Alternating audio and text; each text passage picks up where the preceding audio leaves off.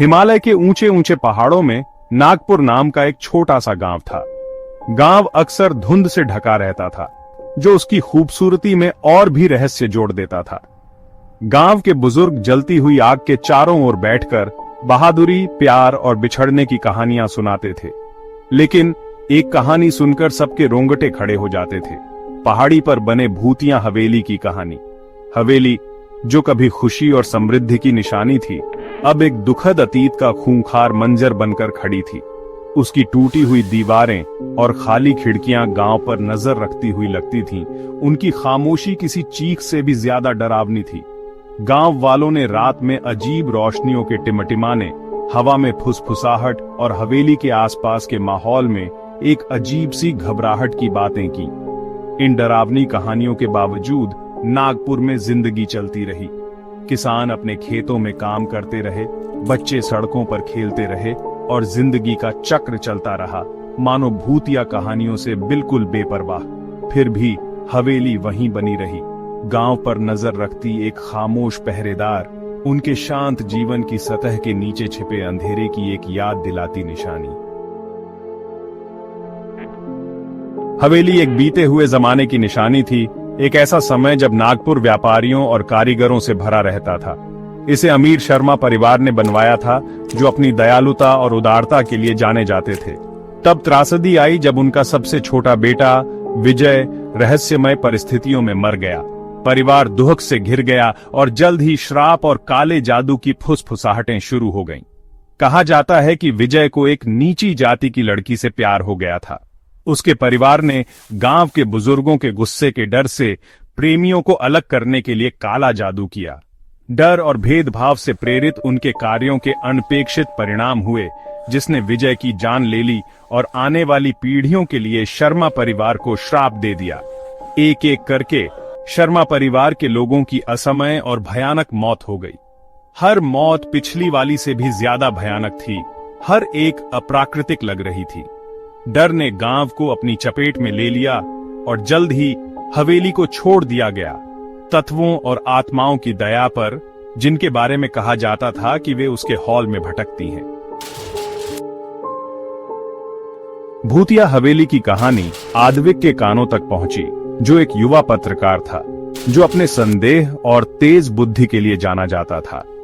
कहानी से उत्सुक और मिथक को खारिज करने के लिए उत्सुक, वह अपनी साहसी दोस्त प्रिया के साथ नागपुर के लिए रवाना हुआ। प्रिया आद्विक के विपरीत अलौकिक पर विश्वास करती थी। उसका दिमाग भूतों की कहानियों और लोक कथाओं से भरा था। आद्विक अपने कैमरे और संदेह की एक अच्छी खुराक के साथ हवेली को एक पुरानी जीर्ण शीर्ण इमारत के अलावा कुछ नहीं समझता था। हालांकि जैसे ही वे लोहे के गेटों के पास पहुंचे, प्रिया की रूह कांप उठी। उनके जंग लगे कब्जे विरोध में कराह रहे थे। जैसे ही उन्होंने अंदर कदम रखा, हवा भारी हो गई, एक दमनकारी सन्नाटे से भर गई। धूल के कण धूप की मंद किरणों में नाच रहे थे, जो मैल से ढकी खिड़कियों से छन कर आ रही थीं। सड़ांत की गंध हवा में भारी थी, बीते समय और उन भयावहताओं की एकदम घोंटने वाली याद दिलाती थी जो हवेली ने देखी थी। चौथा भाग, शक के साए। आद्विक हमेशा की तरह व्यवहारिक हवेली का दस्तावेजीकरण करने लगा, तस्वीरें ले रहा था और नोट्स बना रहा था। उसने अजीब आवाजों को फर्श के चरमराने और बेचैन करने वाले माहौल को सिर्फ हवा न होने के कारण बताया। हालांकि प्रिया आश्वस्त नहीं थी। उसे एक निरंतर उपस्थिति महसूस हो रही थी, देखे जाने का एहसास और एक भारी आशंका जो वह दूर नहीं कर पा रही थी। उनकी खोज उन्हें हवेली के पुस्तकालय में ले गई, जहां उन्हें एक छिपे हुए डिब्बे में रखी एक धूल भरी पुरानी डायरी मिली। डायरी विजय शर्मा की थी और इसमें उसने अपने निषिद्ध प्रेम प्रसंग और बढ़ते डर का वर्णन किया, जो उसने महसूस किया क्योंकि उसे एहसास हुआ कि अंधेरी ताकतें खेल रही हैं। जैसे ही आद्विक ने फीकी स्याही को पढ़ा, वह बेचैनी महसूस करने लगा। विजय के शब्दों ने शुरू से ही प्यार के बर्बाद होने और अंधविश्वास और डर के जाल में फंसे एक आदमी की बेबसी की एक स्पष्ट तस्वीर पेश की। प्रिया ने आद्विक के हाव भाव में बदलाव को भांपते हुए पूछा, क्या हुआ आद्विक? तुम ऐसे लग रहे हो जैसे तुमने भूत देखा हो। उसने उसकी चिंता को दूर कर दिया। अपनी बेचैनी का कारण घुटन भरे माहौल को बताया। 5वां भाग, पहाड़ियों का श्राप। जैसे ही रात हुई, हवेली सचमुच जीवित हो उठी, या कहें कि यह उन अनदेखी ताकतों के साथ जीवित हो उठी जो उसके अंधेरे गलियारों में भटकती थीं।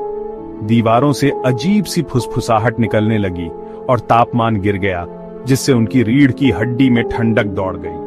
टिमटिमाती मोमबत्ती की रोशनी में परछाई नाच रही थीं, विकराल आकृतियां ले रही थीं, जिससे उनकी रीढ़ की हड्डी में सिहरन दौड़ गई। उन्होंने हवेली के पुराने मास्टर बेडरूम में रात बिताने का फैसला किया, इस उम्मीद में कि असाधारण गतिविधि के कुछ सबूत मिल जाए। हालांकि नींद एक दूर का सपना था। हवा भारी हो गई, जिससे सांस लेना मुश्किल हो गया। आद्विक अपने संदेह के बावजूद देखे जाने अनदेखी आंखों से घिरे होने की भावना को दूर नहीं कर सका।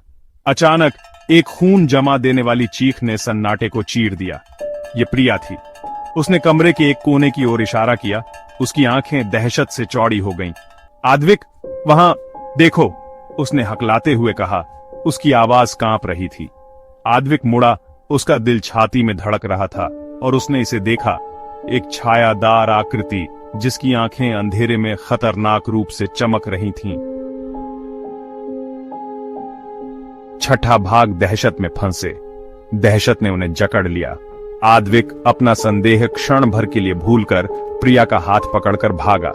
वे अंधेरे गलियारों से भागे। उनके अपने कदमों की आवाज अशुभ रूप से उनके पीछे गूंज रही थी। दरवाजे बंद हो गए। उन्हें डर की भूल भुलैया में फंसा दिया। छायादार आकृति अब और स्पष्ट सहजता से उनके पीछे सरकती हुई प्रतीत हो रही थी। उसकी हंसी खाली हॉल में गूंज रही थी। वे एक छिपे हुए रास्ते पर ठोकर खा गए, एक गुप्त भागने का रास्ता जिसका विजय ने अपनी डायरी में उल्लेख किया था। नए सिरे से आशा के साथ उन्होंने संकरे रास्ते को पार किया। हवा सड़ांत की बदबू और सदियों की पीड़ा के बोझ से भरी हुई थी। रास्ता उन्हें हवेली के पीछे एक छोटे से आंगन में ले गया। जैसे ही वे ठंडी रात की हवा में निकले, छायादार आकृति गायब हो गई। उसकी हंसी रात के सन्नाटे में लुप्त हो गई। वे बच गए थे, लेकिन अनुभव ने उन दोनों को बदल दिया था। उनकी आत्माओं पर एक अमिट छाप छोड़ दी थी। 7वां भाग, भटकती आत्माएं। उनके भयावह अनुभव की खबर नागपुर में जंगल की आग की तरह फैल गई। ग्रामीणों ने, हालांकि आश्चर्यचकित नहीं हुए, डर और आकर्षण के मिश्रण के साथ सुना। आद्विक अलौकिक के साथ अपनी मुठभेड़ से हमेशा के लिए बदल गया। नागपुर छोड़ दिया। उसका संदेह चकनाचूर हो गया। मानवीय समझ के दायरे से परे रहस्यों की गहरी समझ से बदल गया।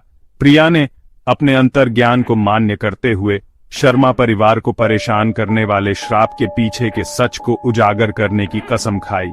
उसका मानना था कि विजय और उसकी प्रेमिका शांति के पात्र थे और उनकी आत्माएं हवेली में फंसी हुई थीं, शांति पाने में असमर्थ।